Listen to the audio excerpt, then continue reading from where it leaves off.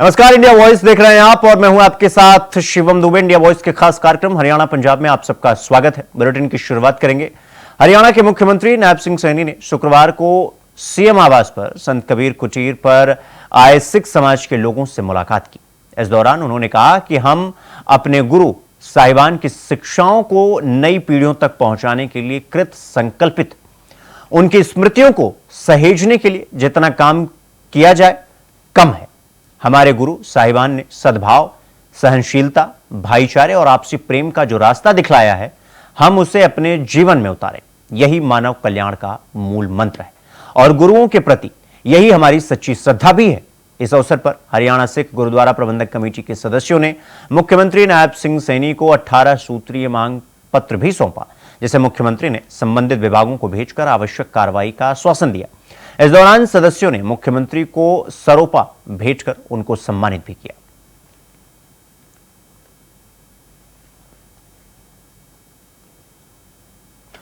खबर रोहतक से है, जहां भारतीय किसान यूनियन चढ़ूनी गुट के अध्यक्ष गुरुनाम सिंह चढ़ूनी ने यह कहा कि बैठक में मौजूद राष्ट्रीय स्तर के नेताओं से विचार विमर्श करके संयुक्त संघर्ष पार्टी बनाई। अब संयुक्त संघर्ष पार्टी के बैनर तले हरियाणा की 90 विधानसभा सीटों पर अपने उम्मीदवार उतारेंगे। वे खुद पिहोवा विधानसभा सीट से चुनाव लड़ेंगे। तो वहीं चढ़ूनी ने आगे ये कहा कि भारतीय किसान यूनियन अब संयुक्त संघर्ष पार्टी की किसान विंग पार्टी होगी और संयुक्त संघर्ष पार्टी जिसका चुनाव चिन्ह ऑटो रिक्शा है। चढ़ूनी ने आगे बड़ा बयान देते हुए यह कहा कि यह चुनाव नहीं बल्कि एक धर्म युद्ध है, क्योंकि देश को राजनीति ने बर्बाद कर रखा है। जिस देश को शहीदियां देकर आजाद करवाया था, उसे आज पूंजीपतियों ने संभाल लिया है। पूंजीपति आम जनता का खून निचोड़ रहे हैं।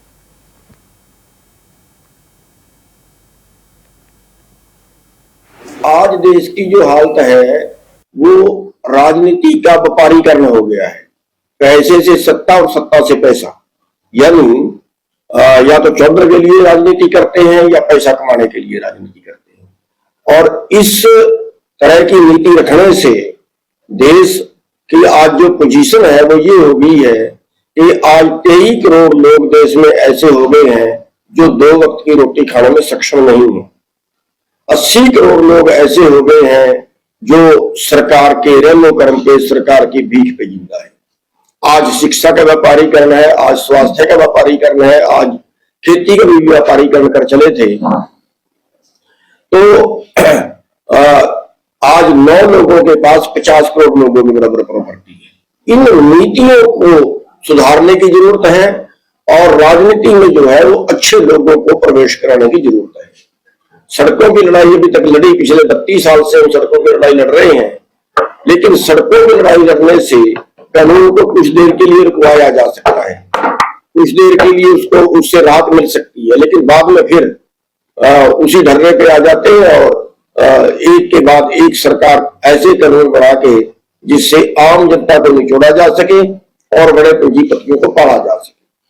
तो इस प्रथा को तोड़ने के लिए, देश को बचाने के लिए जो है हमने पार्टी बनाई है संयुक्त संघर्ष पार्टी।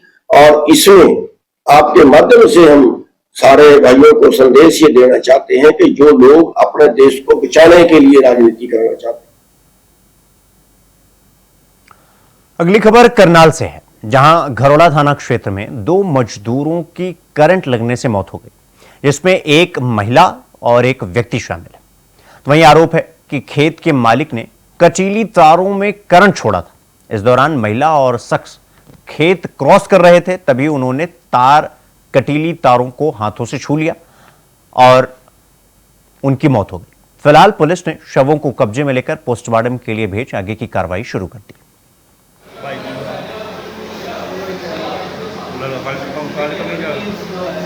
सब गांव राणा माजरा के जो हमारे पानीपत में पड़ता गांव, तो ये अपना गड्डी भरल का रखा है, उसमें मजदूरी के लिए गए हुए थे जी।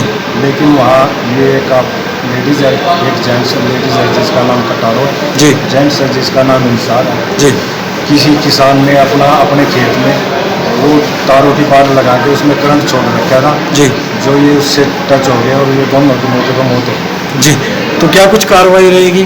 इसमें इसमें किसान मालिक के खिलाफ FIR दर्ज कर पुलिस के खिलाफ कार्रवाई की। तो बॉडी ले लिए कब्जे में? हाँ जी, बॉडी कब्जे में ले ली। पोस्टमार्टम आज ही हो पाएगा? पोस्टमार्टम आज ही होगा। ये तो मजदूरी पर चल रहे हैं, मजदूरी पर जाना रहता है एकदम, किसी और ने गाँव को नहीं देखे हैं। जाते जाते जी जाते जाते करंट लग गया। जी 8-7 थे, मैं आगे लेकर के इनको करंट लग गया। करंट तो मेरा गाँव वालों ने लगा, उन्हें किसी ने नहीं बताया मालकों ने। जी करंट छोड़ रखा था, तार भी आ गए तो लापरवाही बरती गई है इनकी? हाँ, लापरवाही पहली बार। तो पुलिस वगैरह आ गई थी? हाँ जी, आ गई थी। क्या कुछ? अगली खबर पटियाला से है, जहां SST नगर इलाके में रहने वाले एक कारोबारी और उसके बेटे को बेहोश कर लूटने की साजिश रचने वाली नौकरानी का प्लान उस समय फेल हो गया जब तबीयत बिगड़ते ही नौकरानी ने रिश्तेदारों को फोन करके बुला लिया। रिश्तेदार के पहुंचते ही नौकरानी अपना बैग लेकर साथियों के साथ वहां से फरार हो गई। तो वहीं इस नौकरानी का ID प्रूफ परिवार के पास था, जिसके आधार पर लाहौरी गेट पुलिस ने FIR रजिस्टर कर नौकरानी की धरपकड़ में जुट गई।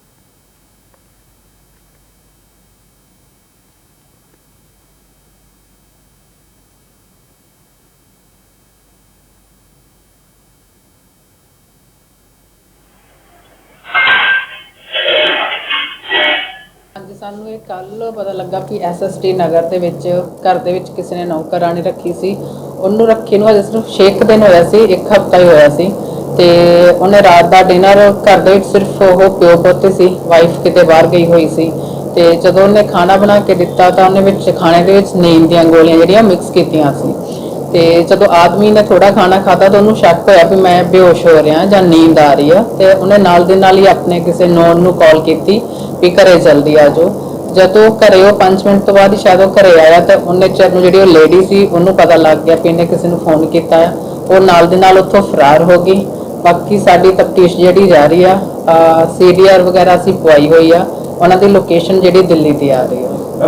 ਜਿਹੜੇ ਇਸ ਤਰ੍ਹਾਂ ਨੌਕਰ ਵਗੈਰਾ ਰੱਖਦੇ ਨੇ ਘਰ ਵਿੱਚ, ਉਹਨਾਂ ਨੂੰ ਕੀ ਮੈਸੇਜ ਮੈਂ ਸਾਰਿਆਂ ਨੂੰ ਇਹ ਮੈਸੇਜ ਦੇਣਾ ਚਾਹੂੰਗੀ ਵੀ ਜਦੋਂ ਕਿਸੇ ਨੂੰ ਆਪਾਂ ਘਰ 'ਚ ਕੰਮ ਵਾਸਤੇ ਰੱਖਦੇ ਆ ਤੇ ਉਹਨਾਂ ਦੀ ਫੁੱਲ डिटेल ਜਿਹੜੀ ਆ ਤੁਸੀਂ ਪੁਲਿਸ स्टेशन 'ਚ ਜ਼ਰੂਰ रुक करेंगे अगली खबर की ओर। अगली खबर पलवल से है, जहां जिला नागरिक अस्पताल में पिछले लंबे समय से दवाइयां और एंटी रेबीज वैक्सीन न होने के कारण मरीज को काफी समस्याओं का सामना करना पड़ रहा है। आपको बता दें कि अस्पताल में रोजाना कुत्ते के काटने के 50 मरीज इंजेक्शन लगवाने के लिए आते हैं, लेकिन अस्पताल प्रशासन द्वारा मरीजों को बिना इंजेक्शन लगाए वापस भेज दिया जाता है।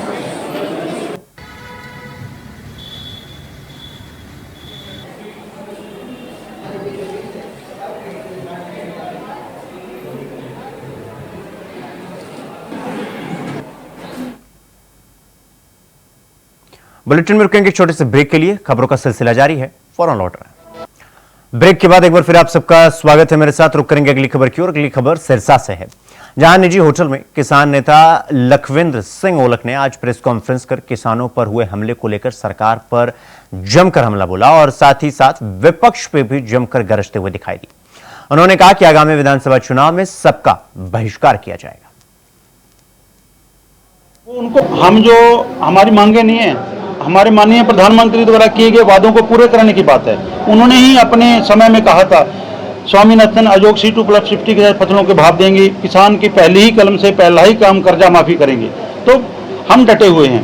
ये सरकार ने पहले हर तरह के हथकंडे अपना के देख लिए, सब कुछ करके देख लिया, कोई बात नहीं चली। तो ये जो 400 पार का नारा जैसे माननीय प्रकाश जी ने बोला, 400 पार का नारे वाले हैं जो, इसमें 78 सीटें 78 सीट्स जो ग्रामीण क्षेत्र से आ रहे हैं, ये जो पिछली बार से कम सीटें आई हैं, 78 सीटें कम आई हैं। तो अब बैसाखियों के सारी सरकार ले आई, अब फिर भी उनको समझ नहीं आती। तो आने वाले समय में हरियाणा में, महाराष्ट्र में, झारखंड में, दिल्ली में चुनाव है, तो हम कोई राजनीति नहीं करते हैं। एक बात ये भी है, जाने अनजाने में दूसरी पार्टियों को हमारा फायदा हो रहा है, वो जीत रही हैं, लेकिन है वो भी इन्हीं के एक ही मतलब लाइन के लोग हैं, वो भी हमारी बात। खबर पटियाला से है, जहां नवजोत सिंह सिद्धू अपनी पत्नी नवजोत कौर सिद्धू के साथ आज पूरे परिवार के साथ पटियाला के ओमेक्स मॉल में फिल्म देखने पहुंचे। आपको बता दें कि कैंसर की चपेट में आने के बाद नवजोत कौर सिद्धू की यह पहली सार्वजनिक उपस्थिति थी, जिस दौरान नवजोत सिंह सिद्धू मीडिया से कुछ खुलकर बोलने से बचते हुए नजर आए।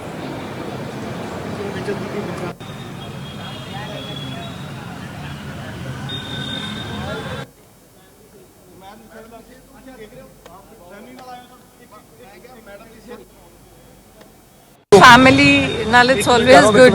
ਹਾਂਜੀ, ਕੋਈ ਬੈਡ ਟਾਈਮਸ ਚ ਤੁਸੀਂ ਨਿਕਲਦੇ ਹੋ, ਉਸ ਤੋਂ ਬਾਅਦ ਕੋਈ ਪੂਰੀ ਫੈਮਿਲੀ ਦੇ ਨਾਲ ਤੁਸੀਂ ਕਿਤੇ ਵੀ ਜਾਓ, ਚਾਹੇ ਮੂਵੀ ਦੇਖਣ ਵੀ ਜਾਓ, ਤੁਹਾਨੂੰ ਕੌਨਫੀਡੈਂਸ ਵੀ ਦਿੰਦਾ ਹੈ, ਤਾਂ ਫੈਮਿਲੀ ਲਈ ਅੱਛਾ। ਕਿਹੜੀ ਫਿਲਮ ਦੇਖੀ ਹੈ ਜੀ ਹੁਣ ਅੱਜ? ਬਿਲਕੁਲ ਠੀਕ। ਅੱਛਾ, ਫਿਲਮ ਕਿਹੜੀ ਦੇਖੀ ਮੈਮ? ਕਾਲਕੀ। ਮੈਂ ਸਿੱਧੂ ਸਾਹਿਬ ਨੂੰ ਦੁਬਾਰਾ ਤੋਂ ਪੋਲੀਟੀਕਲ नो कमेंट्स हजे। ਸਿਹਤ ਠੀਕ ਹੈ ਮੈਮ ਹੁਣ ਤੁਹਾਡੀ? ਹਾਂਜੀ ਬਿਲਕੁਲ ਠੀਕ ਹੈ। ਤਾਂ ਲੋਕਾਂ ਨੂੰ ਕੀ ਅਵੇਅਰਨੈਸ ਕਰਨਾ ਚਾਹੁੰਦੇ ਹੋ ਜੀ ਇਸ ਚੀਜ਼ ਨੂੰ ਲੈ ਕੇ? ਤੁਸੀਂ ਅਵੇਅਰਨੈਸ ਵੀ ਕਰਦੇ ਨਜ਼ਰ ਆ ਰਹੇ ਹੋ ਜੀ। ਮੈਂ ਨਾ ਕੈਂਪਸ ਬਹੁਤ ਜ਼ਿਆਦਾ ਕਰਦੀ ਹਾਂ, ਸੋ ਉਹਦੇ ਵਿੱਚ ਇਹਦੇ ਬਾਰੇ में लंबा। अगली खबर यमुनानगर से है, जहां रेलवे लाइनों को पार करते हुए अचानक से एक्सप्रेस गाड़ी की चपेट में आने से एक अज्ञात व्यक्ति की मौत हो गई। सूचना मिलने पर पुलिस मौके पर पहुंची और शव को कब्जे में लेकर पहचान न होने के कारण शिनाख्त के लिए 72 घंटे के लिए ट्रॉमा सेंटर के शवगृह में शव को रखवा दिया गया। फिलहाल पुलिस मृतक की पहचान करने में जुटी हुई है।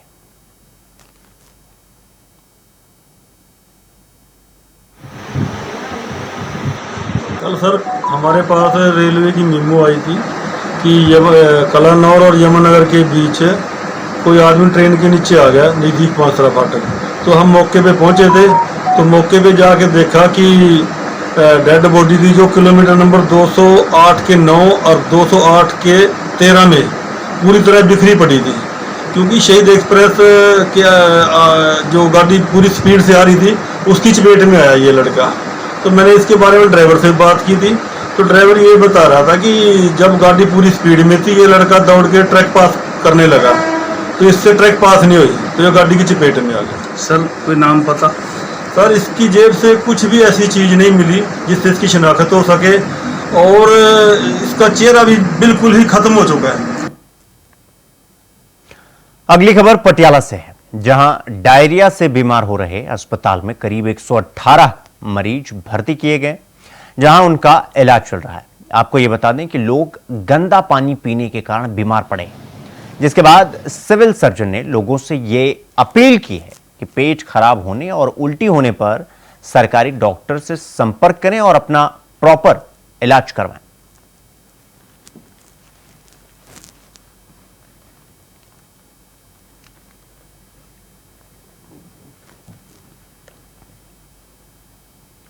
खबर अंबाला से है, जहां हरियाणा के पूर्व गृह मंत्री अनिल विज ने आम आदमी पार्टी पर तंज कसते हुए उन्होंने ये कहा कि आम आदमी पार्टी अब जमानत जब्त पार्टी हो गई है। जिन मुद्दों को लेकर ये सत्ता में आए थे आज उससे विपरीत हो रहे हैं। दीपेंद्र हुड्डा पर तंज कसते हुए अनिल विज ने यह कहा कि भाजपा के राज में एक एक पैसे बैंक के खाते में जाते हैं सीधे, जिससे इन्हें तकलीफ हो रही है क्योंकि इनका खर्चा चलना अब बंद हो गया है। इस दौरान दिल्ली के सीएम अरविंद केजरीवाल पर भी अनिल विज ने तंज कसा। लेकर दीपेंद्र हुड्डा जी बताएं, जनता को ठीक ठीक बताएं कि जो हमने पेंशन की है 3100, क्या वो लोगों को 25% मिल रही है? जो हमने और घोषणाएं की हैं क्या वो उसका 25% मिल रहा है? केवल सारा नहीं मिल रहा। अरे तुम्हारा राज खत्म हो गया, हमारे राज में एक एक पैसा खाते में जाता है। और तुम्हारे तो प्रधानमंत्री राजीव गांधी कहते थे कि अगर मैं ऊपर से 100 रुपया भेजता हूं तो नीचे 15 रुपए लगते हैं, 85 पैसे इनका बनाया हुआ आजादी के बाद से जो सिस्टम था वो खा जाता था। हमने उसको खत्म किया, उसी की इनको तकलीफ हो रही है क्योंकि वहीं से इनका रोजी रोटी चलती थी, तो वो हमने खत्म किया है। अब अगर 100 रुपया चलता है तो 100 रुपए जो लाभार्थी है उसके खाते में जाते हैं, उसकी इनको तकलीफ है। खबरों में आगे बढ़ेंगे। अगली खबर यमुनानगर से है, जहां फैक्ट्री में काम करते वक्त गंभीर रूप से घायल हुए मजदूर की इलाज के दौरान मौत हो गई। तो वहीं सूचना मिलने पर पुलिस मौके पर पहुंची और शव को कब्जे में लेकर पोस्टमार्टम करवाने के बाद शव को परिजनों को सौंप दिया। मृतक की पहचान विनोद कुमार निवासी जोगिंदर नगर के रूप में हुई।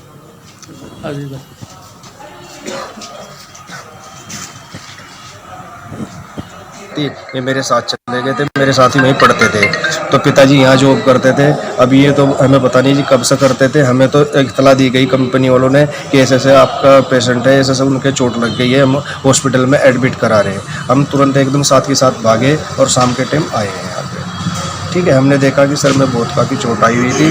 डॉक्टर ने कहा कि सीरियस है मैटर, इतनी बात हुई। फिर उसके बाद 2 दिन उन्होंने ट्रीटमेंट किया है और जो खर्चा है वो हम कहेंगे कंपनी ने ही दिया है। हमने हमारा कोई पैसा नहीं लगाया, कंपनी ने दिया है वहाँ पे जो भी दिया है। और फिर उसके बाद कल 2:30 के आसपास डेथ हो गई। क्या नाम था आपके ताऊ जी का? ताऊ जी ने चाचा जी थे, विनोद जी। विनोद। उम्र कितनी? उम्र थी 57 के आसपास। रहने वाले कहाँ के? जोगिंदर नगर यमुना नगर। यहाँ रेलवे वर्कशॉप है यहाँ पे।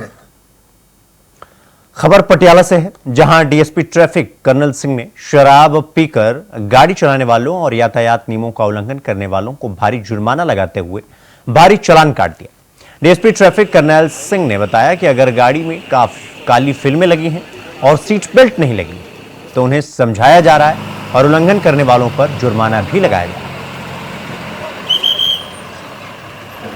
ਮਾਨਯੋਗ ਐਸਐਸਪੀ ਸਾਹਿਬ ਪਟਿਆਲਾ ਜੀ ਦੇ ਦਿਸ਼ਾ ਨਿਰਦੇਸ਼ ਜੋ ਕਿ ਸਾਡੇ ਜ਼ਿਲ੍ਹਾ ਪਟਿਆਲਾ ਭਰ ਦੇ ਵਿੱਚ ਵੱਖ-ਵੱਖ ਜਗ੍ਹਾ ਤੇ ਸਾਡੇ ਜਿਹੜੇ ਇਹ ਨਾਕੇ ਲਗਾਏ ਜਾਂਦੇ ਆ, ਉਸ ਲੜੀ ਦੇ ਤਹਿਤ ਅੱਜ ਬਹਾਦਰਗੜ੍ਹ ਜਿਹੜਾ ਕਿ ਟੋਲ ਪਲਾਜ਼ਾ ਉੱਥੇ ਅਸੀਂ ਨਾਕਾਬੰਦੀ ਕੀਤੀ ਹੋਈ ਹੈ। ਕੋਈ ਵੀ ਵਿਅਕਤੀ ਹੈ ਜਿਹੜਾ ਆ ਰਿਹਾ ਉਹ ਚੈੱਕ ਕੀਤਾ ਜਾ ਰਿਹਾ ਕਿ ਕਿਸੇ ਨੇ ਡਰਿੰਕ ਤੇ ਨਹੀਂ ਕੀਤੀ, ਔਰ ਜੇ ਕਿਸੇ ਨੇ ਡਰਿੰਕ ਕੀਤੀ ਹੈ ਤਾਂ ਉਹਦਾ ਜਿਹੜਾ ਆ ਚਲਾਨ ਕੱਟਿਆ ਜਾ ਰਿਹਾ ਔਰ ਗੱਡੀ ਜਿਹੜੀ ਆ ਉਹਨੂੰ ਬੌਂਡ ਕੀਤਾ ਜਾ।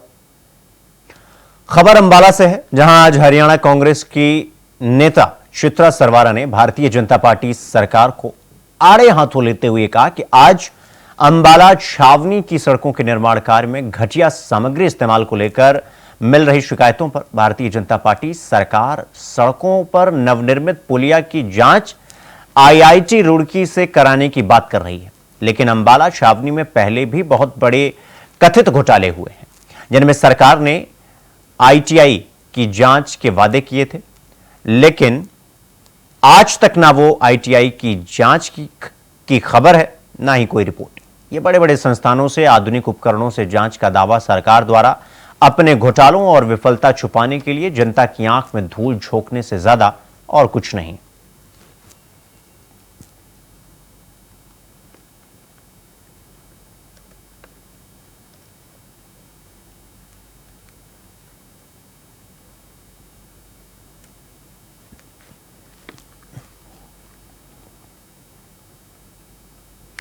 खबर बड़ौदा से है, जहां कांग्रेस द्वारा चलाए जा रहे हरियाणा मांगे हिसाब और भाजपा द्वारा शुरू किए गए हुड्डा दे जवाब अभियानों को लेकर दोनों राजनीतिक दल आमने सामने हैं। आपको बता दें कि ट्रैक्टर चलाकर दीपेंद्र हुड्डा ने धान के खेत में पैड लगाई और किसान मजदूरों के साथ खेत में बैठकर खाना भी खाया।